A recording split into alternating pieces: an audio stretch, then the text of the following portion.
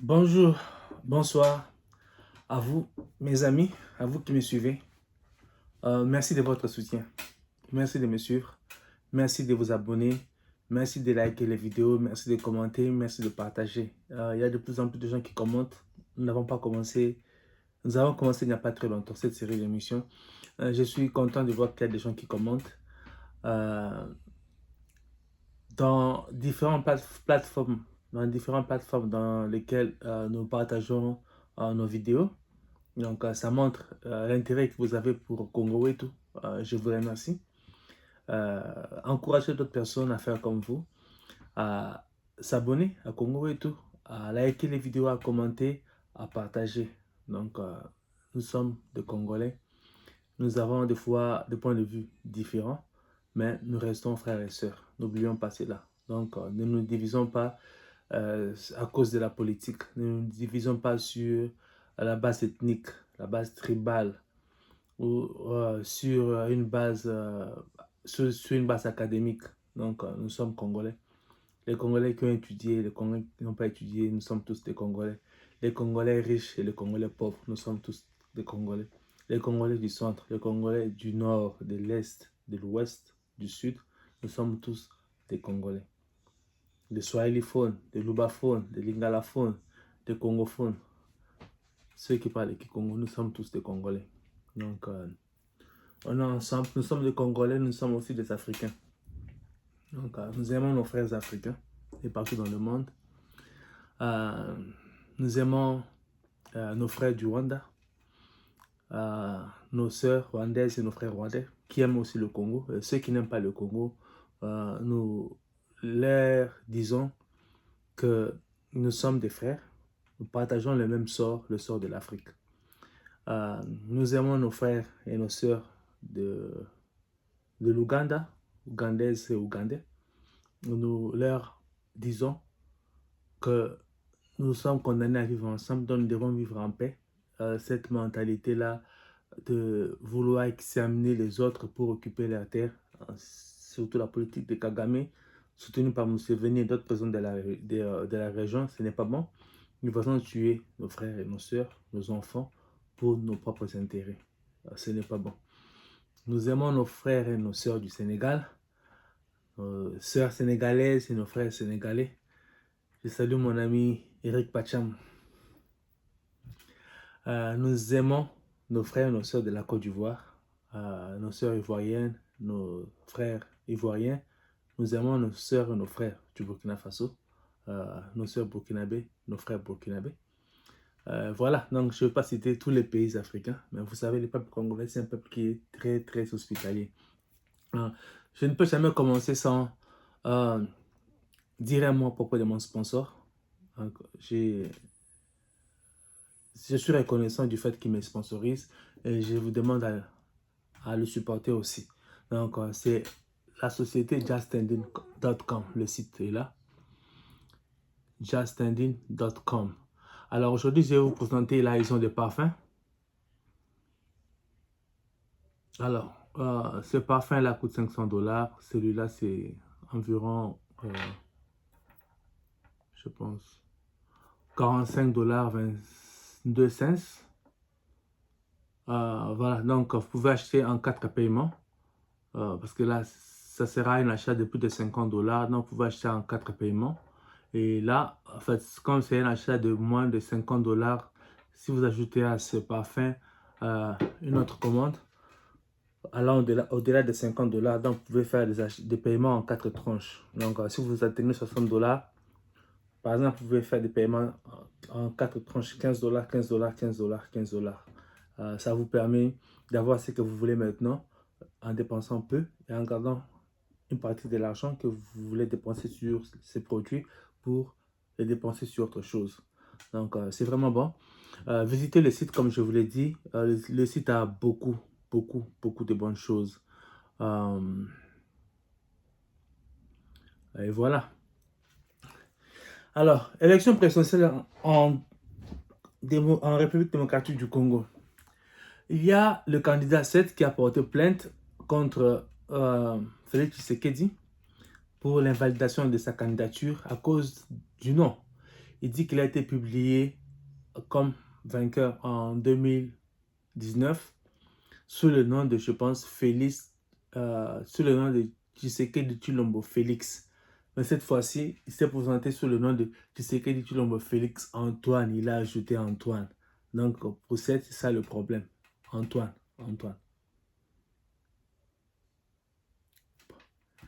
Mais on sait que c'est lui qui est président actuellement là. C'est aussi lui qui est allé présenter sa candidature. C'est lui qui a déposé sa candidature. Et on sait qu'on l'appelle Félix Tshisekedi Tshilombo. Félix Antoine Tshisekedi Tshilombo. C'est comme ça qu'on l'appelle. Bon, pourquoi le nom d'Antoine ne figurait pas avant? Maintenant, pourquoi il figure aujourd'hui?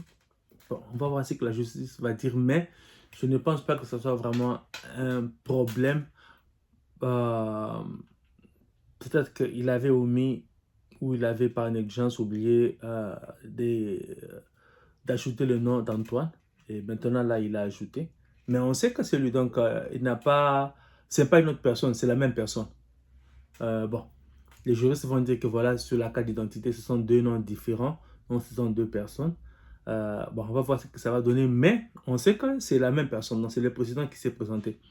Alors, vous qui parlez des diplômes de Félix, pourquoi cette n'est pas allé porter plainte contre le cursus scolaire ou universitaire de Félix Tshisekedi, mais il va porter plainte sur le nom.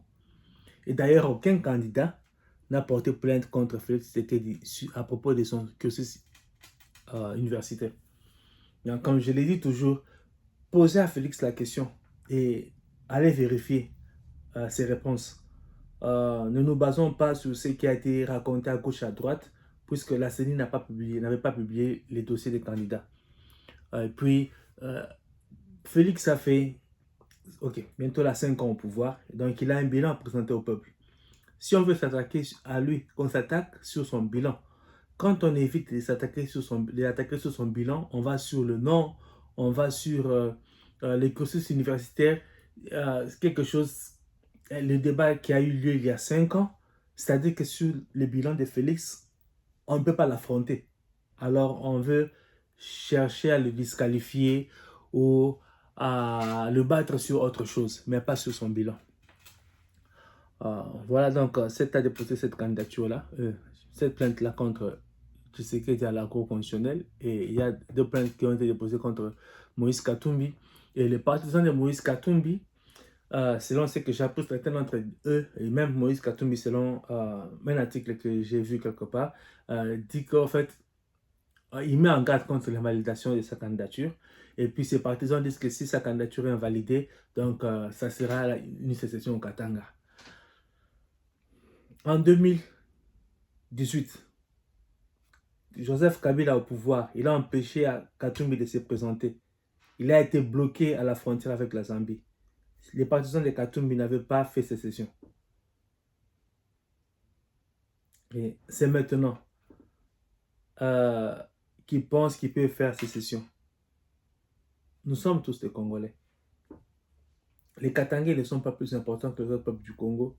Les Luba ne sont pas plus importants que les autres peuples du Congo. Le Congo ne sont pas plus importants que les autres peuples du Congo. Les Mwandi ne sont pas plus importants que les autres peuples du Congo. Nous sommes tous des Congolais. Moi, j'aime mes frères et mes soeurs congolais de la même manière. Ceux de ma tribu, ceux qui ne sont pas de ma tribu. Je juge les gens sur leur personnalité, sur leur attitude à mon égard, et non pas sur la base ethnique ou tribale. Je peux avoir des personnes de ma tribu qui ne m'aiment pas, qui me veulent du mal. Et je peux être sauvé, secondé par quelqu'un d'autre d'une autre tribu, mais qui est un ami à moi, qui m'aime. Donc, chers amis, nous sommes beaucoup d'ethnies au Congo, beaucoup de tribus. Ne tombons pas dans ces pièges-là. Ne tombons pas dans ces pièges-là. Comme j'apprends que vers l'est du pays, il y a encore des ethnies qui sont en train de se battre à propos des terres. Les terres d'une ethnie ont été achetées par quelqu'un sous couvert. Et voilà, les propriétaires de ces terres-là, les anciens propriétaires de ces terres, sont maintenant chassés. Et voilà, les gens sont en train de s'entretuer, un peu comme ça s'est fait vers l'espace Bas-Congo. Donc, évitons cela. Évitons cela. Évitons cela. Donc, Congolais, aime ton frère, ta soeur congolaise. Congolais aussi. Euh,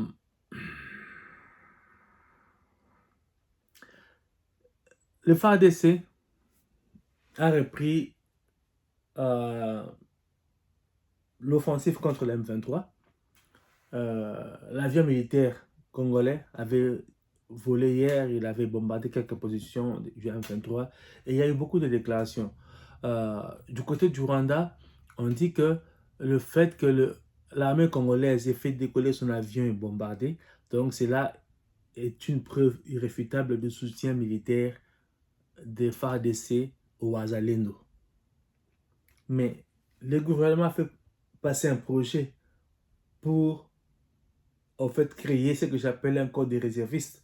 C'est-à-dire que tout Congolais qui n'est pas dans l'armée, mais qui a des connaissances militaires, qui veut défendre son pays, est considéré comme réserviste. Et ces gens-là, le gouvernement s'engage à les mettre dans les mêmes conditions que les militaires. C'est-à-dire que le gouvernement congolais est en train de dire clairement qu'il va soutenir les Wazalendo. Alors, l'armée doit protéger le Congo.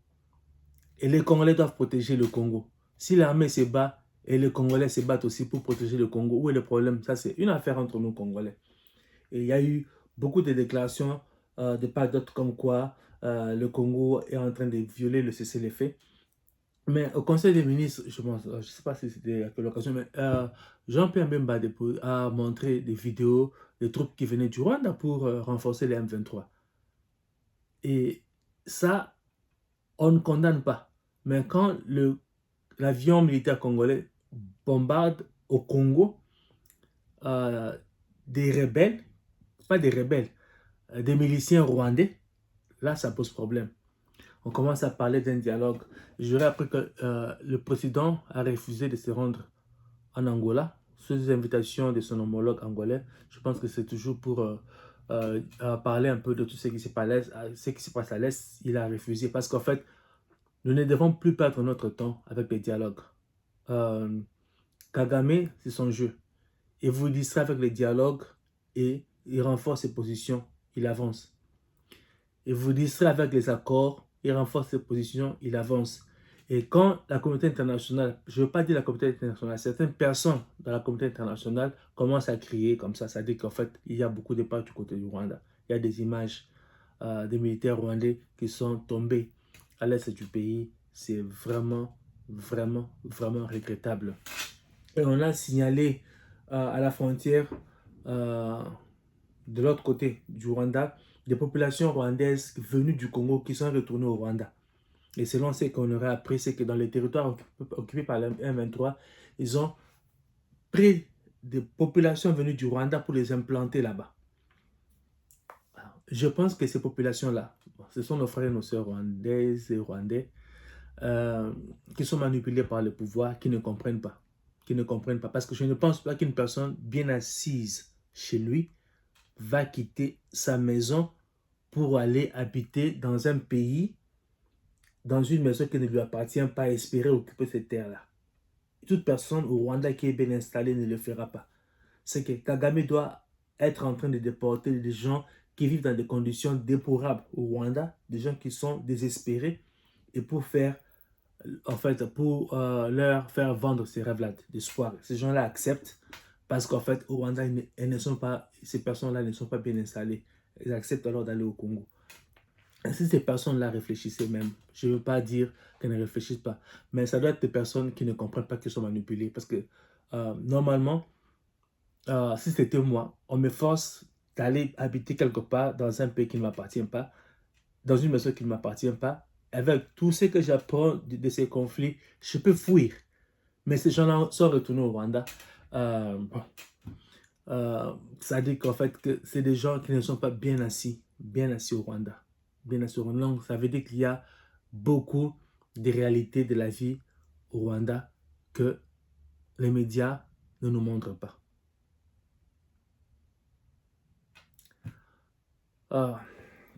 Voilà. À propos de la notion du genre, il y a Didier Moumengi qui est maintenant directeur de campagne de Denis Mukwege qui a dit ceci. Bon, je pense que c'est lui. Je vais lire et puis je vais donner mon point de vue. Il dit ceci. Il dit, triste a été de constater que des candidats présidents n'ont pas su faire la différence entre la notion du genre et l'orientation sexuelle, allant même jusqu'à déclarer que la RDC n'a pas de problème de genre. Il est temps que ces candidats apprennent que la RDC n'a plutôt aucun problème d'orientation sexuelle, mais elle fait face depuis des lustres, je m'excuse, mes yeux, je n'ai pas mes lunettes, à un sérieux problème de genre, commençant par la province d'origine de ces candidats-là, où le paternalisme ne donne pas le droit à la femme de s'exprimer. Alors, Didier Moumengue intervient pour jeter encore de la confusion. C'est comme si, en fait, je comprends qu'il veuille défendre son candidat, puisqu'il est directeur du campagne de Mukwege, mais là, il mélange tout. Il mélange tout. Il y a un rapport entre le genre et l'orientation sexuelle. Je ne parle pas de la notion du genre d'abord. Le genre et l'orientation sexuelle. C'est que si moi je suis homme, donc je suis du genre masculin, je me considère comme homme. Mes désirs sexuels vont me pousser vers une personne qui se considère comme femme ou qui est une femme. Parce que je suis homme. Alors, certains hommes seront attirés peut-être par d'autres hommes qui se considèrent comme femmes, mais dans leur relation, l'autre là va jouer le rôle de la femme et lui va jouer le rôle de l'homme. Ou alors, il va clairement aller vers une femme qui se considère aussi comme une femme. On ne peut pas dissocier l'orientation sexuelle et le genre. On ne peut pas. On ne peut pas. Quand on est homme, normalement, bon, je ne veux pas dire normalement, je ne veux pas dire... mais en fait, le plus souvent, quand on est homme, on est attiré par les femmes. Et quand on est femme, on est attiré par les hommes. Alors, ceux qui sont du même sexe attirés par le même sexe, ça c'est un autre débat. Donc, il y a un rapport entre l'orientation sexuelle et le genre. Et puis, Mukwege a dit introduire. Ça dit qu'il veut introduire au Congo quelque chose qui n'existait pas avant. Il veut introduire. Alors, si le problème de genre, comme Mukwege existait au Congo, si ça existe, Mukwege veut introduire quoi? Puisque ça existe déjà. Donc là, il est en train d'abattre même son propre candidat. Par rapport au problème du genre, Félix Tshisekedi parle de la promotion du genre. Et quand il était au Kasaï, puisqu'il est en train de faire référence au voyage de Félix au Kasaï, il a dit aux hommes de laisser leurs filles aller à l'école. Il a dit aux hommes de ne pas épouser leurs filles trop jeunes.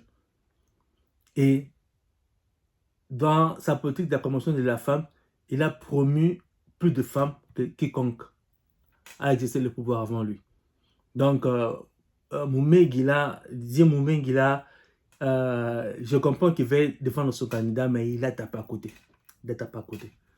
Donc, je pense que c'est ce que je voulais dire aujourd'hui. Je vous remercie pour votre soutien. N'oubliez pas de supporter mon sponsor. Voilà, ça c'est un autre... ça par exemple, c'est un gel de douche. Hein. Un gel de douche qui coûte environ 12 $ ici aux États-Unis. Visitez les sites, il y a beaucoup de bonnes choses dans les sites. Je vous remercie de m'avoir suivi. Je vous demande de vous abonner, de liker, de commenter, de partager les vidéos. On est ensemble. À la prochaine. Avant de finir l'émission, en fait, pour tous les pro-katumbistes, les pro-katumbi qui parlent de faire sécession au Katanga, si Katumbi est invalidé. Le Katanga, c'est pas seulement le katumbiste. D'ailleurs, ils sont une minorité au Katanga.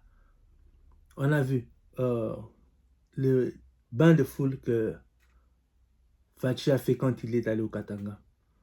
Que Katumbi fasse la même chose, on va voir quelle est sa popularité. Et puis n'oubliez pas, le général Edi Kapende est là. Vous savez, tous les mal que vous lui avez fait, vous, fait sur Katanga. Aujourd'hui, celui qui n'est pas du Katanga le récompense. J'espère qu'il sera fidèle au Congo, aux Congolais et au commandant suprême de l'armée. Voilà, donc j'ai fini mon émission par là. J'espère que j'ai dit tout ce que je voulais dire aujourd'hui. On se retrouve prochainement.